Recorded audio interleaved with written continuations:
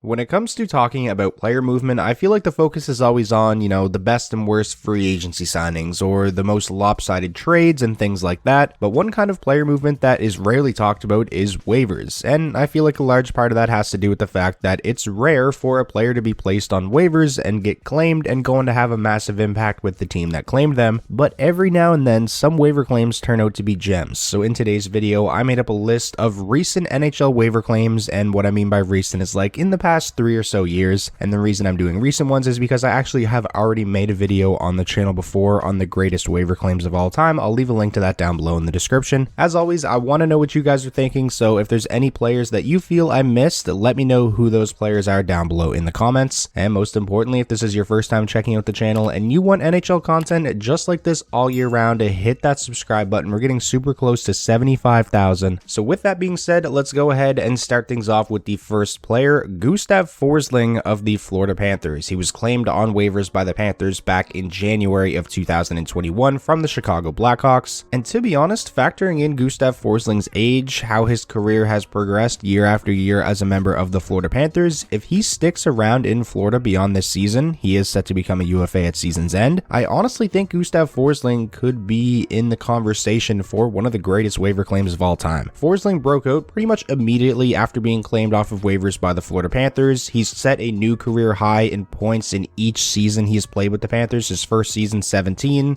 2021-22 37, and last season 41. And the most impressive thing about Gustav Forsling's offensive output since becoming a member of the Florida Panthers, he's done basically all of his damage at 5-on-5. He has just 10 total points on the power play throughout his entire tenure with the Panthers so far. The majority of Forsling's ice time when it comes to special teams comes on the penalty kill. Forsling really has developed into such an important player for the Florida Panthers. He's averaging close to 24 minutes of ice time per game this season. Obviously expect that to come down a little bit once Brandon Montour and Aaron Ekblad return to the lineup, but even with such a heavy workload, playing tough minutes against the opposing team's top lines night in and night out, Gustav Forsling has thrived and continued to improve year after year. Moving along now to the next player on my list, we have Caspar Kapan of the St. Louis Blues, who was claimed off of waivers by the Blues from the Penguins on February 25th of 2023. After getting off to a very hot start with the Penguins in 2020-21, putting up 30 points in his first 40 games with the team, things went downhill for Kapanen in Pittsburgh pretty fast. And towards the end of his tenure with the team, he served as a healthy scratch on multiple occasions, was only averaging around 12 minutes of ice time per game last season with the Pens before being claimed by St. Louis. The Penguins obviously weren't happy with where his game was at, which led to him being waived, and it was honestly kind of a surprise that St. Louis claimed Kapanen off of waivers because of the fact that he carries a $3.2 million cap hit, and it's rare to see teams kind of help out other teams by taking a bad contract off their hands for free, or I guess a bad contract in the eyes of the Penguins. But this claim has actually worked out pretty well for St. Louis. Kapanen has been relatively productive with the Blues. They've used him in a much bigger role than Pittsburgh was using him towards the end of his tenure with the team. In 37 total games with the St. Louis Blues between last season and this season, Kapanen has 11 goals and 10 assists for 21 points. That's well over a 20 goal and 40 point pace across a full 82 game season. And with Kapanen being in the final year of his contract, if the Blues are willing to eat 50% of his cap hit in a trade, I think Kapanen at $1.6 million could be appealing for a lot of teams that need help in the middle six. That is, of course, if the St. Louis Blues are sellers at the deadline. They currently occupy the second wildcard spot in the Western Conference, and if they remain in the hunt for the majority of the season, you have to think they'll probably hold on to Caspar Kapan and utilize him for a playoff push. Next up, we have the one and only goaltender on my list, Samuel Montano of the Montreal Canadiens, who was claimed off of waivers by Montreal from the Florida Panthers on October 2nd of 2021. Montano was a third-round draft pick by Florida back in 2015, and after a couple of mediocre stints with the team in 2018-19 and 2019-20, he was waived by the Florida Panthers, and Montreal decided to take a chance on Montano. And has he been a world beater with them? No. He had a pretty rough first season in Montreal in 2021-22, but over the last two seasons, he has given Montreal rock-solid goaltending. He finished last season 13th in the entire NHL in goals saved above expected. This season, he He's 3-3-1 with a 908 and a 4.48 goals saved above expected. Montano is set to become a UFA at season's end, and based on what he's shown Montreal over the last 2 seasons, I think this is a guy at 27 years old Montreal should definitely try to re-sign. Montano has proven to do well in a tandem, and he's somebody that could make for a very good 1B option in Montreal for the foreseeable future. Next up on my list, we have Yoav Valami, defenseman for the Arizona Coyotes, who was claimed by Arizona off of waivers from Calgary on October 9th of 2022. We actually talked about Valami a little bit in a video I made last week on some of the most underrated players in the league this season. Yoav Valami was a first-round draft pick, 16th overall by the Calgary Flames in 2017, and he was just never really able to crack the Flames lineup on a consistent basis. He was quickly being labeled a bust by a lot of people, that is, until he was claimed off of waivers by Arizona, where his career has taken off. Last season was his first big breakthrough. In 78 games with Arizona, Valami put up a career-high 34 points. His defensive analytics were fantastic as well, playing around 18 or so minutes a night. This season, his offense has came down a little bit with just 4 points so far through 15 games, but his defensive game has not taken a hit whatsoever. He's averaging around the same amount of ice time as he did last season. So far for Arizona, Valami has been a fantastic number 3, number 4 defenseman, hasn't been asked to do too much, but has really thrived in the minutes that he's been given. Moving along now to the next player on my list, we have Eeli Tolvanen of the Seattle Kraken. He was claimed off of waivers from the Nashville Predators by Seattle on December 12th of 2022, and this is another one of those claims similar to what I said about Gustav Forsling, given Tolvanen's age and how he's performed so far with the Kraken. If he sticks around on that team, I think he's another guy that could go down as one of the best waiver claims of all time. Tolvanen was a first-round draft pick, 30th overall by the Nashville Predators in 2017. He got his first big break on the Predators in the 2020-21 season, where he played 40 games and had 11 goals and 22 points in those 40 games. That's a 20-goal, 40-plus point pace across an 82-game season. He would follow that up with a disappointing sophomore season, given the expectations that people had for him heading into that year. He had just 11 goals in 75 games, then had a slow start to last season, and then, just like that, he was placed on waivers by the Nashville Predators. And when that happened, I did feel like they might have given up on him a little bit too soon, especially for a team in the Nashville Predators that I thought at the time should have been heading in a younger direction. Thought it was a bit of a head-scratching move that they would place, their former first-round draft pick on waivers, a guy who has shown that he can score at a 20-goal pace for at least half a season before. But one man's trash is another man's treasure, and the Seattle Kraken scooped Tolvanen up, and he's been a very productive middle six forward for them ever since being claimed. Between last season and this season, Tolvanen has played 65 total games with the Kraken, and in those 65 games, he's got 19 goals and 18 assists for 37 points. Eeli Tolvanen has definitely made the most of this opportunity after getting claimed by Seattle, and he's put himself in a position to get a pretty sizable raise this summer, where he's going to be a restricted free agent. And now finally, finishing out the video with the last player on my list, we have Amadio of the Vegas Golden Knights. He was claimed off of waivers by Vegas from the Maple Leafs on October 30th of 2021, and this is a waiver claim that has really flown under the radar. Amadio has not played as big of a role for Vegas as a lot of these other guys we talked about in the video have played for their team since being claimed, but man, has he ever been very productive and extremely efficient for Vegas in limited minutes. Last season with the Golden Knights, he scored a career-high 16 goals in 67 games. He also had 10 points in 16 playoff games en route to Vegas winning the Stanley Cup. This season, he's continued that efficient production in just 12 or so minutes of ice time per game. He's scoring at a half-point per game pace with 8 in 16 games. He's at plus 10. Vegas is controlling the majority of the chances with him on the ice at even strength. Amadio has been a great depth piece for Vegas over the last couple of seasons and contributed to them winning the Stanley Cup, got his name on the cup. Not bad at all for a waiver claim. So that is going to wrap up today's video. Those were, in my opinion, some of the best waiver claims in recent memory, like the last 3 or 4 years. Again, like I said at the beginning of the video, if there's any players that you believe I missed, let me know who those players are down below in the comments. If you guys enjoyed this video, as always, please be sure to leave it a like. That is the best way to show your support. And most importantly, if this was your first time checking out the channel and you want NHL content just like this all year round, hit that subscribe button, and I will talk to you all again soon.